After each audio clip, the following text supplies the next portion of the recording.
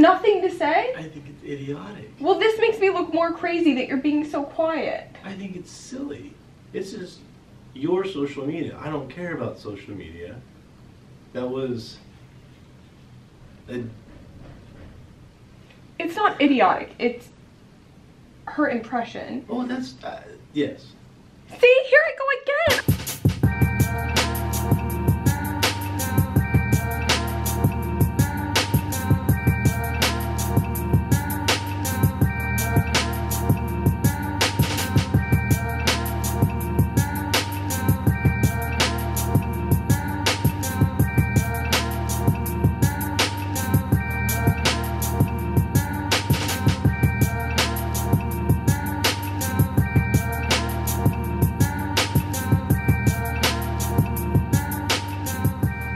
Okay, so I'm gonna get emotional about this because you know this is like what I hate. Well, I was so proud of that video that we put out. Like, I thought it was so cute, and this is so dumb because it's one comment, but it's like I'm gonna cry so much when I read this. This is so dumb, but it just hits on a fear that I have, like how people see you and see me.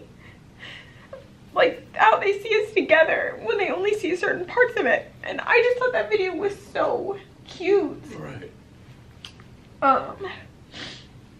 She said, been following your story for years and I think it's brave and inspirational what you do from real life to the office. But as much as I adore you, I have grown a deep respect and admiration for your Stevie Pie too, based on strengths you shared about him. And I think it would be helpful if you let him shine on his own. Like without... Shut up. Oh, here I go. My God, I'm a horrible person. If you let him shine on his own, like without you getting so emotionally critical or personally reacting over everything he says or is going to say. Watching this video, my observation was that he wanted to give his own responses, and the instant he sensed that you were not in agreement with what he was going to say, he shortened his responses or held back in saying anything at all. I genuinely wanted to hear his responses and felt like they had Heather written all over them. Hello Heather, this is him giving us the audience. This is him giving to us the audience too. Videos like this where he is included should not give your followers the impression that they're all about you. I love you from afar, Heather, I really do. I hope you can find it in your heart not to get offended and take this as an honest critique. Look forward to your next videos.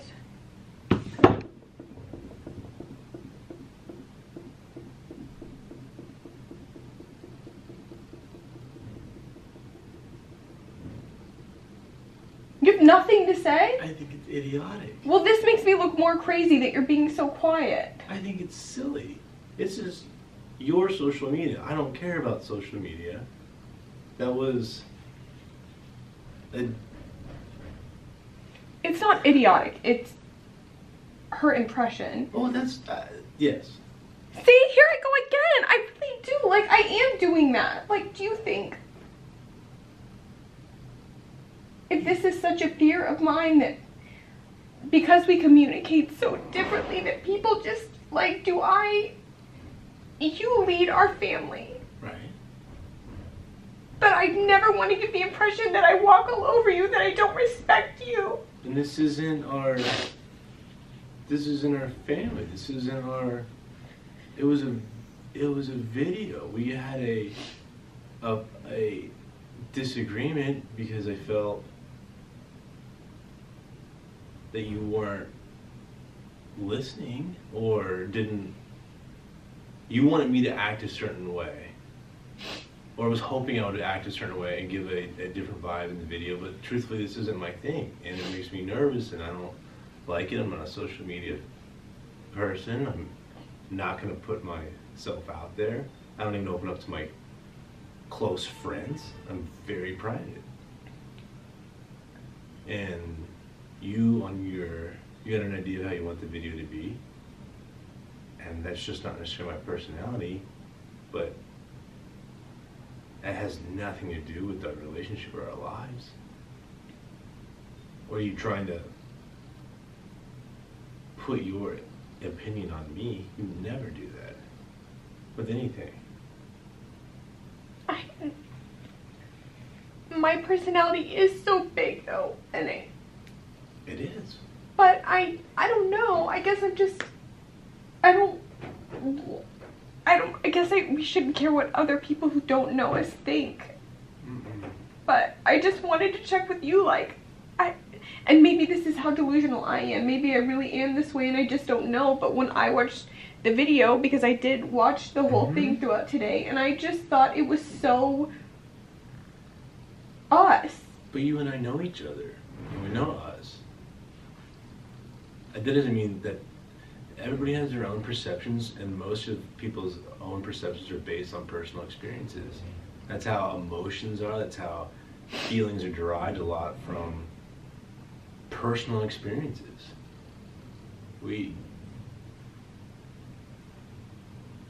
But we know each other. Yeah. It just made me feel so, I don't know, like. And you're not here for everybody to get you either.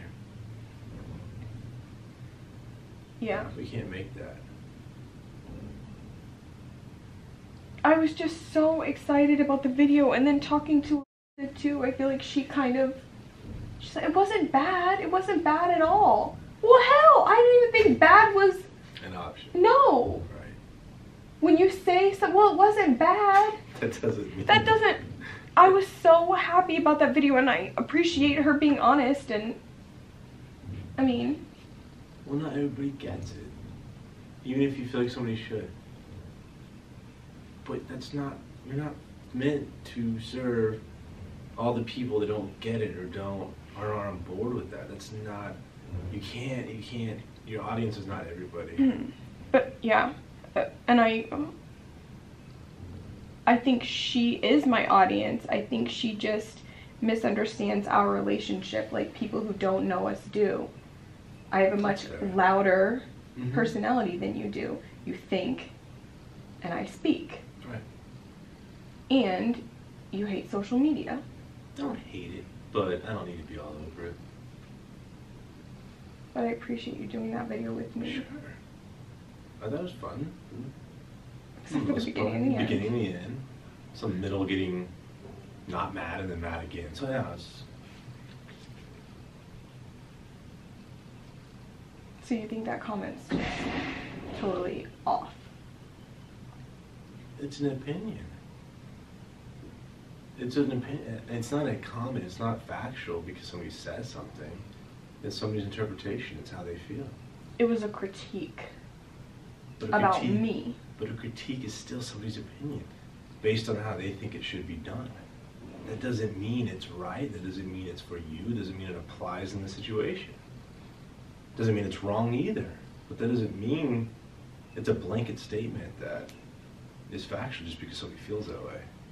I guess this is just my thing, and I was trying to make you feel more comfortable, and I'm not going to stop being myself, and that's just how I am. I don't do well with silence. Right. And I like being funny, but you let me be myself, and I don't think that steps on any. I've been letting you be yourself since we were 16. It doesn't change now. I know, but I just don't want the world thinking that. Who cares? It's not about the world. Okay. What? Thank you. Well, some people won't get it. There will be critiques. There will be criticism. And does that bother you? I don't even remember what you said anymore. I heard it. It's out. It's floating over there somewhere. Who cares? We have date night today. Okay. I love you. Thank you. So hello. I'm back. As we are mashing this all together, you will see I'm wearing something totally different. I'm not crying. My hands are not orange. This is days after the crying video. I wanted to do a follow-up because it seems kind of crazy that I would even post about that, but it's kind of moments like that when I'm going through things that I feel like I should be sharing with you. And I want to start off by saying, first and foremost, that I do not feel like that girl was being a hater. I don't feel like she was trying to be mean. I feel like I ask people, tell me what you think, and she told me what she thought. She genuinely thought that I needed to allow Steven to shine. So I don't think she did anything wrong. Other people may disagree. Maybe it should have been a private message. Maybe she shouldn't have said anything unkind, or I mean, it wasn't unkind. Maybe she shouldn't have given her opinion at all, but I asked for it. Hello, I ask for it every single day when I'm continuing to put myself out there. So that day I was just really upset because it hit a raw nerve of mine. I know how I'm insecure about my big personality sometimes, as crazy as that sounds. It's something that I love about myself, but at the same time, I'm so insecure that people will get the wrong idea of me or the wrong opinion of me, and I get even more insecure when it has to do with Steven, because I don't want people thinking that I'm this big, loud, pushy woman to my husband.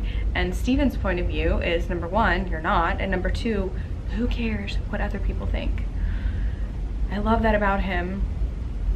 I don't feel that way. I worry about people and what they think way too much, but it also, you know, it's the good and the bad. It's where I'm the most real and where I'm the most vulnerable is with people.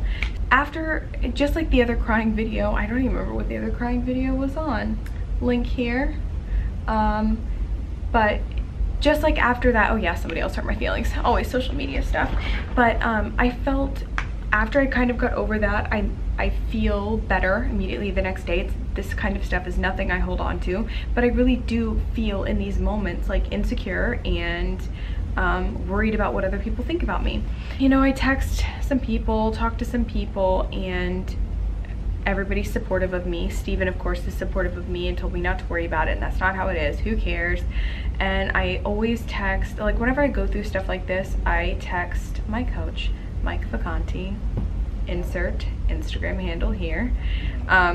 And because he's grown his following and done such incredible things, if you look at his first YouTube video, or like his beginning YouTube videos, I used to tell him it was like Sheldon Cooper, Fun with Flags. They were bad, bad, bad, bad. The reason that I ended up connecting with him was reading his content. When I saw his YouTube stuff, I'm like, doesn't seem like the same guy. But now, look at Mr. Vacanti, he's the shit. He's amazing. He's absolutely amazing. But imagine what he had to go through to get there. And so anytime, like any social media things that I go through, and I feel like shutting down, I always reach out to him because I know he gets it. Steven gets it from a certain angle, and my friends get it from a certain angle because they know my heart, they know me. But then it's nice to hear from somebody who's been through and is way past where I'm at now with my social media. So anyway, so let me see what his text said. I took a screenshot of the comment that the person made, and I text, I'm having another meltdown. How the hell do you not let comments get to you when they directly strike an insecurity? And he said, because the other opinion is not putting out content, and the cost of the other opinion is far greater than the cost of negative comments. And then he sent, you can't see it, but he sent an article that he wrote called Slings and Arrows on his website. He said, please read when you wake up, get your Saturday morning coffee, and read this blog post and hit me back, because our timing was really off. So I read it, and I want to read it to you, which I know you can read it yourself, but you're sitting here hanging out with me anyway, so why not hear it from my voice, right? Okay, so it's called Slings and Arrows by Mike Vacanti. A disproportionate percentage of you guys are content creators, a function of my training, Gary Vee. I know this because I have answered hundreds of questions on how to start vlogging, how to start getting online clients, how to explain to my girlfriend, parents, etc. I want to quit my job and chase my passion. But that's not what you're really asking. You really want to know how to reduce the pain, embarrassment, negative feedback, and potential of failure linked to your decision. Well, I have an important lesson for you today. And this applies to everyone, not just entrepreneurs. You have to choose your pain. Number one, do you want slings and arrows? Or number two, do you want to bear arms against a sea of troubles? What does that mean? Bearing arms against a sea of troubles means to join the masses and hunker down into mediocrity. It's cynicism. Tax rates are too high. Insurance is unfair. Obama sucks. You can see where we were here. Trump sucks. Hillary sucks. Professional athletes are overpaid. Checkout lines are too long. The stock market is rigged. It's fear of leading. It's the dopamine release you feel after complaining. Wow, right? Okay. It's an inability to align your beliefs with action because you fear looking or being different.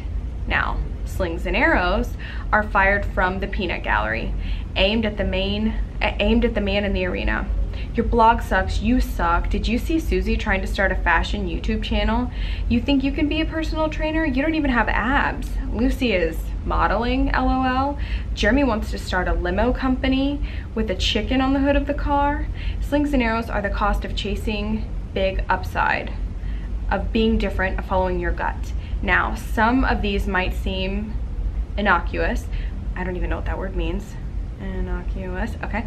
But I promise you they are not innocuous to anyone who has felt them. They can hurt. Maybe that means harmless. I'm real dumb. And even worse, they can slow or prevent action.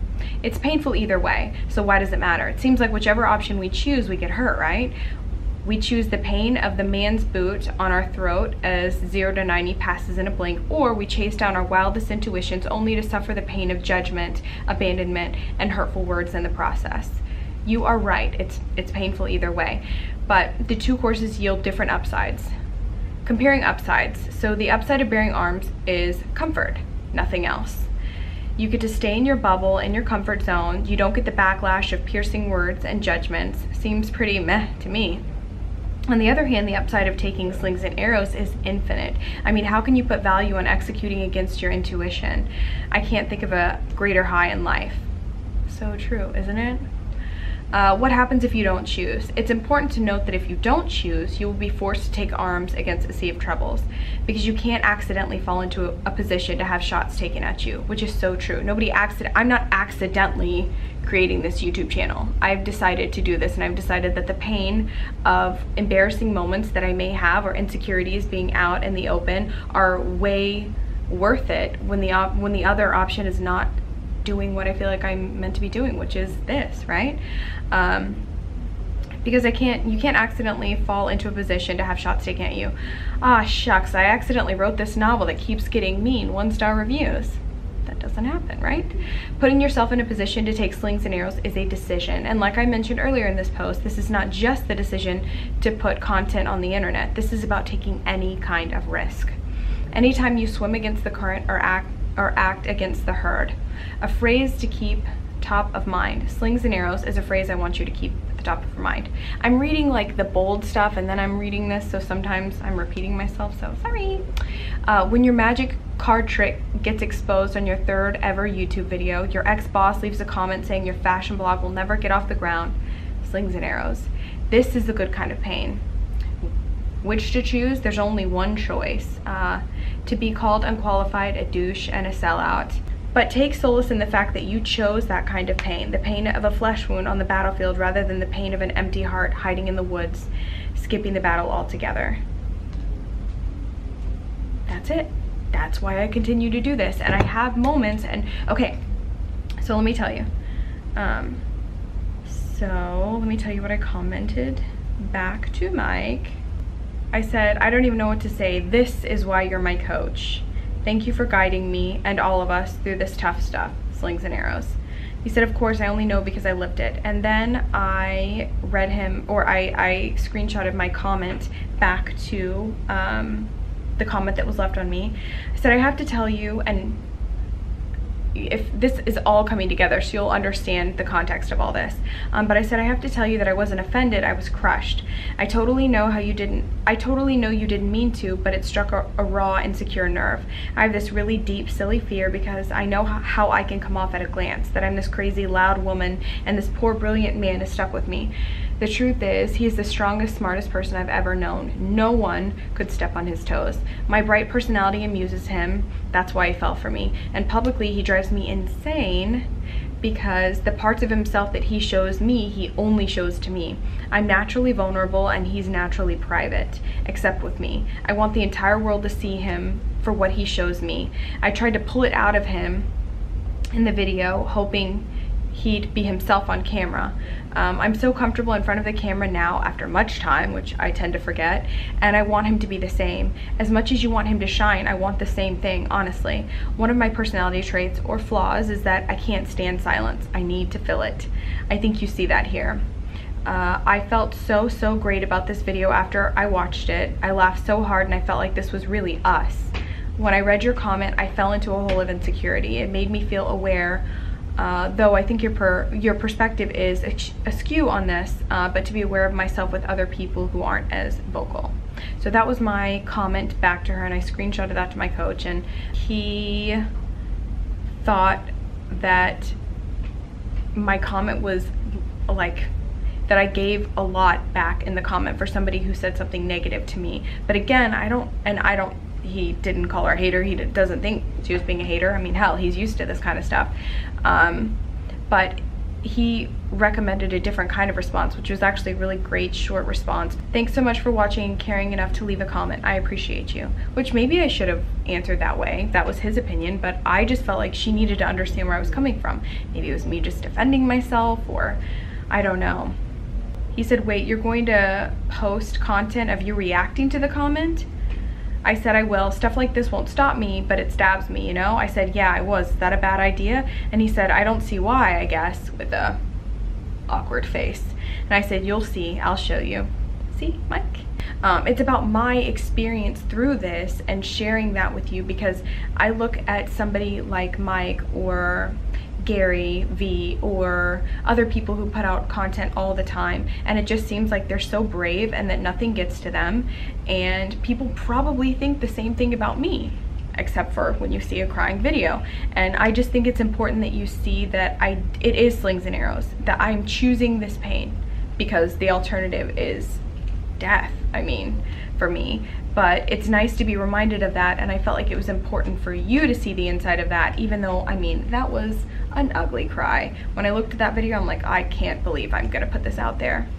But the content is worth it. Or link me when it's up. I said, for sure, you're part of this story. And then I sent him the little gif of all the, what do you call those? Golden girls hugging each other. Go team, go team. So yeah, I just wanted to follow that up. I thought it was important to get out there. Again, it is not about the person. It is not about it's not about her. It's about my story, and I'm totally fine. I'm fine. I'm good. I just wanted to show these moments where I start to question myself and I feel insecure, and then I have to pick myself back up, thankfully with the help of great people and people who have been through this before kind of talk me through it. And yeah, I just wanted to show you that. And on the same lines, and maybe this is passive aggressive, I'm trying not to be passive aggressive, but I just think that, you know, we should all be aware of what we're putting out there. And like me putting this out there is not about this other person at all. It's really about my emotions going through it, so hopefully I can just share the inside of this. The details really don't matter. It's just what create the story behind the emotions that everybody ends up going through when you do stuff like this. But I hate Facebook. I hate it. I love Instagram because I feel like everybody on Instagram is a little bit more positive, and I don't know, it seems to be a much better outlet. Maybe I just have friended way too many crazy people on Facebook, but there's so many negative posts and, you know, passive aggressive posts to friends and ex-boyfriends and ex-girlfriends and ex-bosses and whatever. I've been the victim of some of those posts, and you know, they're nameless and everybody jumps on the bandwagon, and you don't realize that when you're jumping on a bandwagon about somebody saying something negative and kind of passive aggressive about another person, which you're clear, you know when somebody else is talking about somebody else, you know when they are. Everybody jumps on, there's always somebody attached to that. And the difference I feel like in what I'm doing is, again, the only reason I'm sharing with you exactly what happened is because you need some sort of context. But this isn't about anybody else. This is about me and my dealing with my issues and sharing that with you. I think it's really, really mean to just post passive aggressive things to get attention or get that comfort around you, like people agreeing with you, because there's always somebody hurt on the other end of that. And you know, before I commented back to this girl, I could have left a really short comment, but whenever all of this was unfolding and I decided, you know what, I'm flipping the camera on when I'm telling Steven what happened and how I felt like she should know where I was coming from, and so she didn't feel like I was talking about her, even though she's involved in this.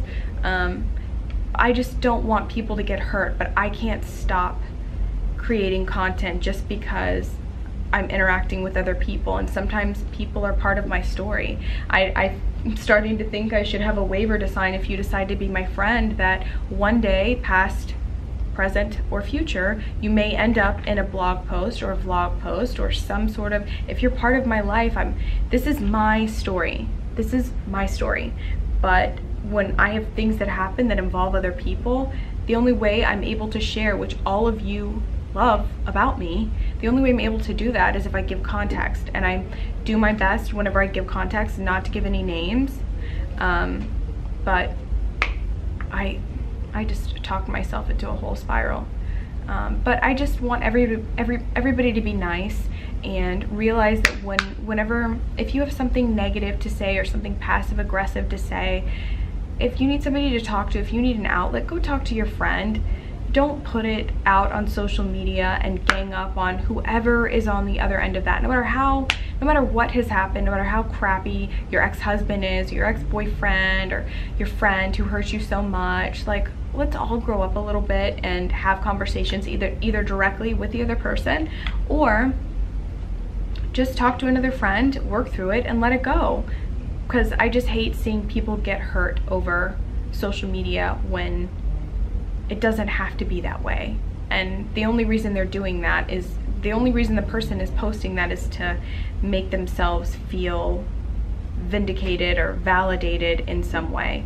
And I've been on the other end of the posts, and yeah, it just feels really bad.